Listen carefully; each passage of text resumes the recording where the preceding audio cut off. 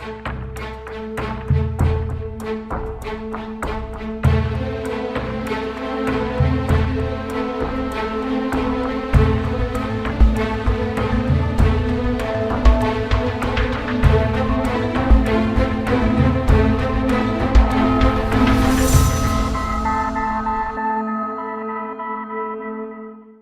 viewers, welcome to this program. Now today we will discuss about Constitution of India and human trafficking. In the earlier session we have discussed fundamental rights and the preamble to the Constitution of India, and today we will relate to the directive principles of state policy, and you will try to understand how does directive principles of state policy part 4 of the Constitution of India can be related to a person who has been trafficked in India. We know that a person who has been trafficked in India, it is very difficult for that person, to reintegrate in the society, because he does not feels that he will be looked by the commoners, by the family members, and by the society with respect and dignity. So he lacks self-confidence. He is a person who has been abused. He is a person, who has been tortured. So it is very difficult for that person to bring in that faith and trust in the society, to bring that faith and trust that yes, he will be able to live a normal life just as we are living as commoners. So directive principles of the state policy in this article 37 says that these are not enforceable by any court. So we say that part 4 of the Constitution of India is not enforceable, whereas part 3 of the Constitution of India, that is fundamental right, is enforceable by the court of law. But it is the high time wherein as a welfare state, as somebody who is talking about being in 5th generation of human rights, that we also have a binding or enforceable element of these directive principles. Because as a welfare state, you have always a right and a duty to do certain things for the common people. And directive principles are not only principles now, but have to be mandated by the legislation so that we do not have violations of human rights. Otherwise, we cannot say that we have left 1st generation of human rights, wherein civil and political rights were there, 2nd generation of human rights, wherein we had economic, social and cultural rights, 3rd generation of human rights, wherein we had group rights, 4th generation of human rights, where we had sustainability issues, we had intergenerational equity issues, and then we had the present has to be conserved and preserved for the future. Then 5th generation of human rights, wherein we are talking about, can machines, robots take our place, a place of human mind? So when we are arguing so much, when we are talking about sustainable development goals, then we cannot say that it is still not the right time to have these directive principles enforced in India. Article 38(1) says that the state shall strive to promote the welfare of the people. As a welfare state, the state should ensure that public distribution system reaches the masses in a transparent way. The state should also work positively and ensure that the vulnerabilities are removed. How will you have a welfare policy? You have a lot of programs at the center, you have a lot of programs at the state. Some state governments are doing brilliant job in terms of public distribution system. There, the transparent system is there. Why can't we have a population register for all? Why can't we have Aadhaar for all so that everybody has a bank account? When you talk about sending the money to the account holders, giving benefits to people of public distribution system who have their banks, who have their Aadhaar cards, who have been registered, then why do we argue that, we should not have Aadhaar cards for all? If Aadhaar or PAN card is necessary to open a bank account, then why not Aadhaar card for all? If Aadhaar card is that much required to get the benefits under the public distribution system, to get the benefits of different programs and policies of Government of India, even in terms of health benefits, even in terms of job cards under Manrega scheme. So we have to work in coordination between different stakeholders and see to it that everybody is a citizen of India. So everybody has a I card, identity, so that he is not vulnerable, his rights are not abused and violated, and he does not suffers.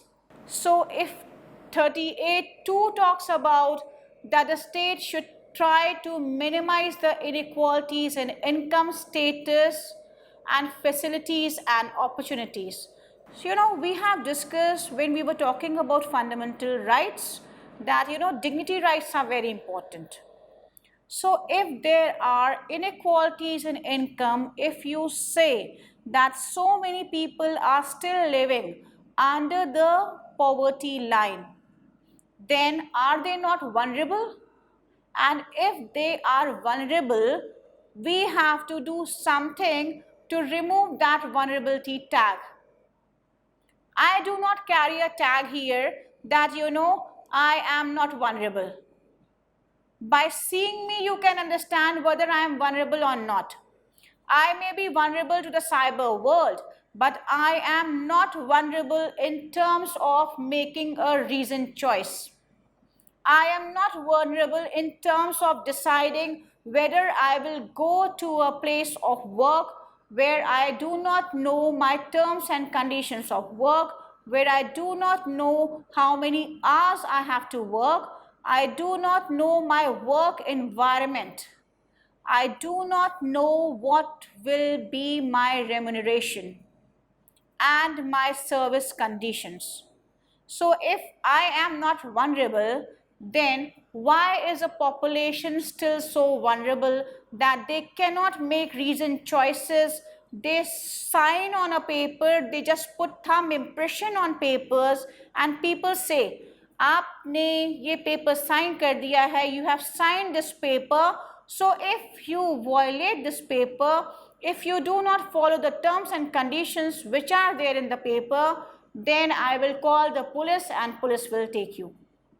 Why I am so ignorant about the laws that, anything which is against my dignity, against my dignity rights, against my, rights given under the Human Rights Act, Protection of Human Rights Act, rights given under the Constitution of India, either in terms of fundamental rights or in terms of writ jurisdiction, rights given in terms of, different legislations or different statutes, then how do I give consent?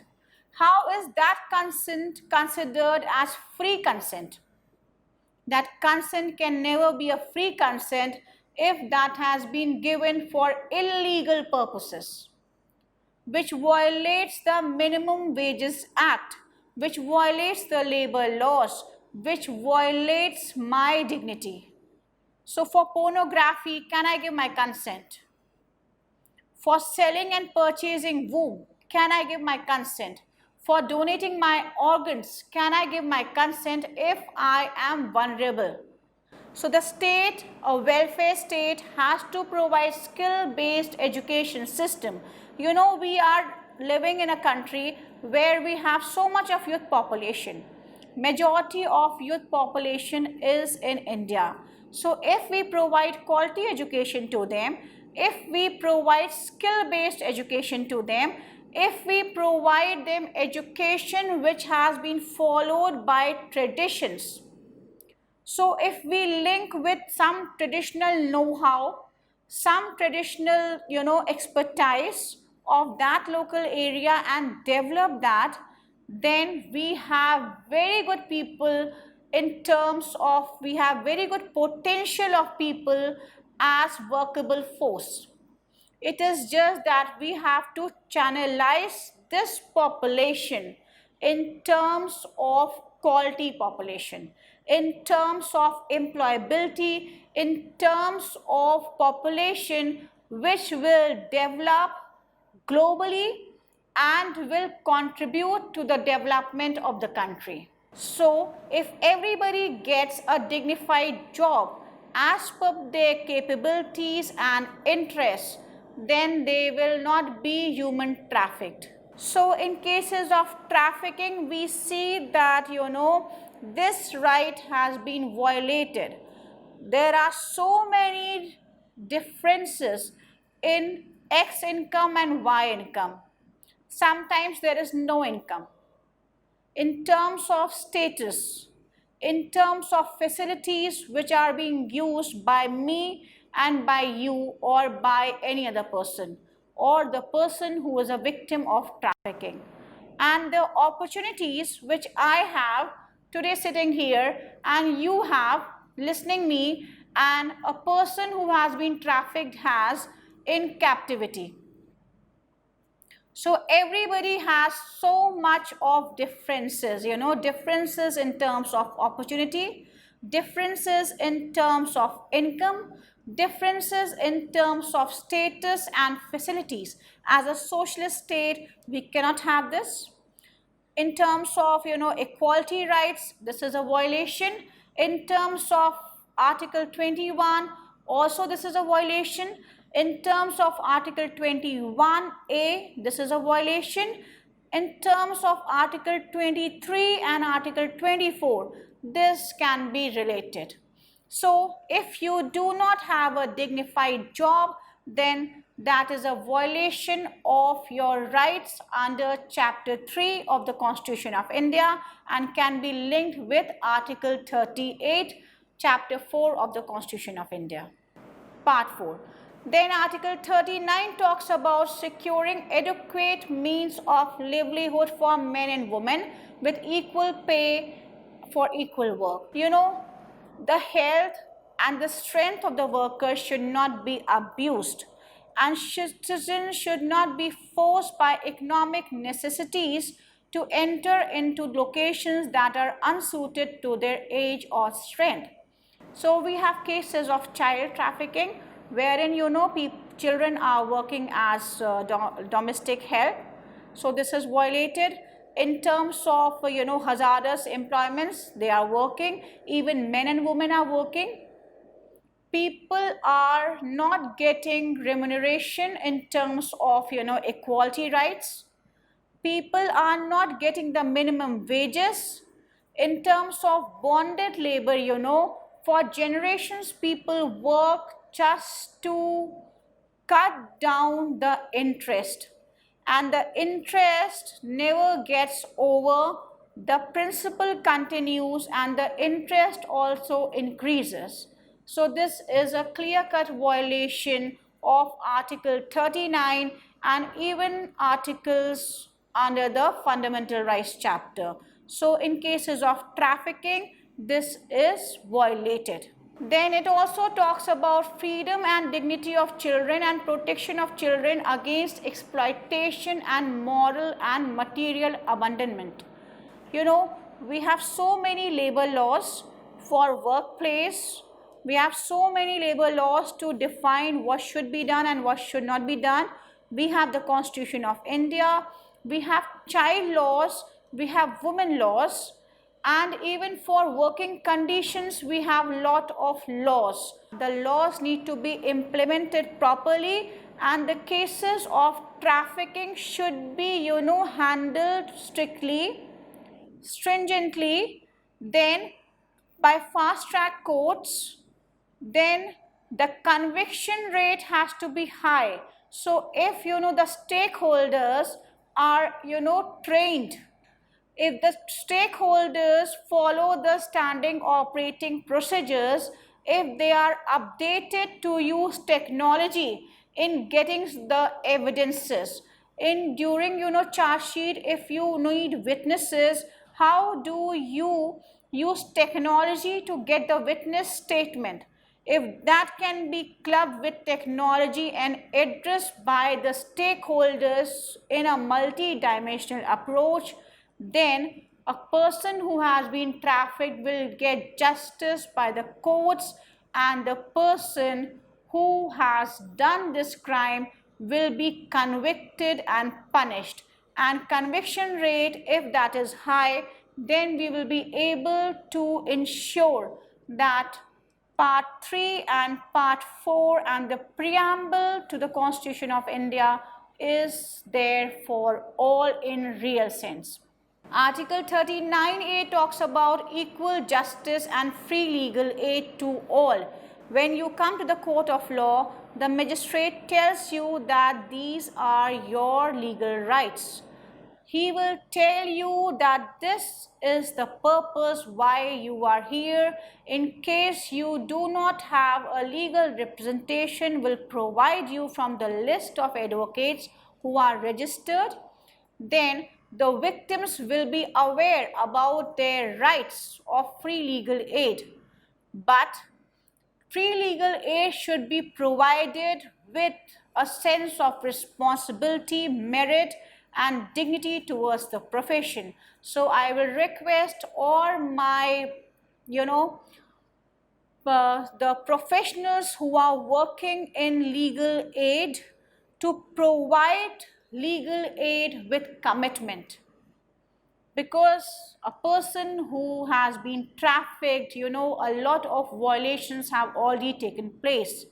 So if they do not have opportunity of fair trial, if they do not have opportunity to be heard, if they do not have a fair representation in terms of advocates, if you do not turn up during the hearing of the case, if you keep on taking dates, if you do not update your case because you think that this is just another case of human trafficking, then you will not be able to justice to the person who has come here for justice in the court of law. So, dear friends, it is very important that when you take a case of a person who has been trafficked, you have to look into that case with sensibility, responsibility, and accountability towards the profession. Because end of the day, if that person is convicted, then it is a good to the nation at large. Something, you are doing for the nation at large. Somebody will not be abused, somebody's rights will not be violated, somebody will not be tortured if conviction rates are high. Article 40 talks about organization of village panchayats, So villages should work as a unit of self-government. We know that the majority of people live in India in these villages. So if we can provide a better infrastructure in terms of quality education, in terms of infrastructure in the school, colleges and the universities or the degree colleges, in terms of creche facility, in terms of proper roads, proper sanitation, proper medical facility, proper factories to work, proper job employment opportunities to people who are staying in the villages, technological know-how for the people who are doing farmers, addressing the vulnerability at the time when vulnerability arises is very important. The state intervention has to be there immediate in cases of flood, in cases of drought or any natural calamity. You just cannot wait, to see the situation and then respond.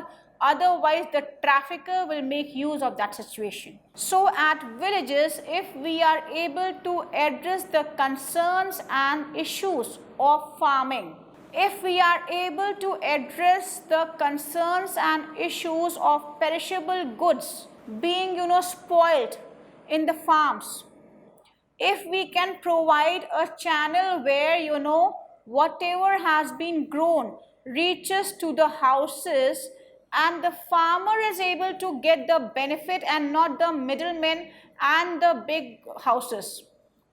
There are a lot of big stores, which caters to what to have and what not to have. So if we can address this issue properly and get benefits for the farmers working in the villages as, agriculture people, then we will be able to do justice.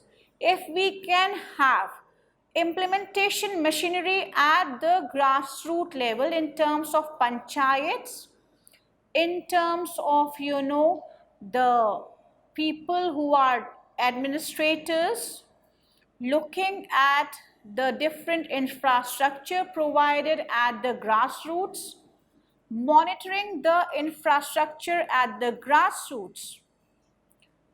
Just by sitting in front of your computer, you can see how the teacher is teaching in a classroom in a remote village. So if we can use technology, everybody has a smartphone these days. In terms when I talk about the teachers, in terms when I talk about the hospitals, in terms when I talk about the public distribution system, in terms when I talk about, the contractors who are making or building roads, building school, colleges, people who are employing others. So there are so many employment centers which can work at the grassroots level, which can provide skill-based education avenues to all, and which can provide job placements to all. So if we have channelizing, if we are able to channelize different avenues which we use here in the villages, then people will be, educated. People will have access to medical facilities. People will have access to quality education, just not read and write. Technical know-how is very important, to the administrators working at the district and state level to have coordination, transparency and motivation in all the villages, so that, with motivation, if you address these issues of vulnerability, then trafficking will be, something which has been talked in past. So the trafficking related crimes will not be there. The traffickers will not get people to traffic if you make these villages places of local self-government. Bringing transparency in public distribution system is also very important, because you have to utilize the funds available by the center, by the state, for that constituency, for that state to develop. So if you have informed citizenry, if you have people who are accountable and responsible for the country, then they will work and use every penny for the development avenues of that district, and proper coordination between the stakeholders will ensure that the plans and policies are implemented properly, and the benefit reaches to the grassroots. Article 41 says that the state within its economic capacity shall make effective provisions for securing right to work, education, public assistance, and to address the issues of unemployment, old age, sickness, disablement, and other undeserved want. So, we have a lot of commissions working in India. We have national commissions, we have state commissions. So all these commissions can come together and work to realize Article 41 of the Constitution of India.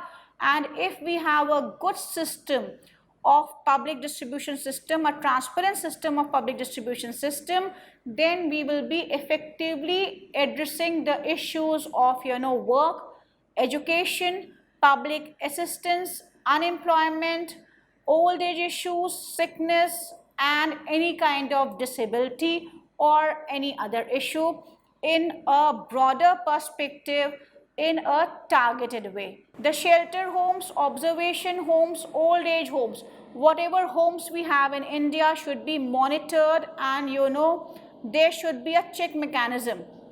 So if technological interventions can be used to upgrade the facilities, technological interventions can be used to monitor these homes, because if the places of shelter are places of abuse, then people run out.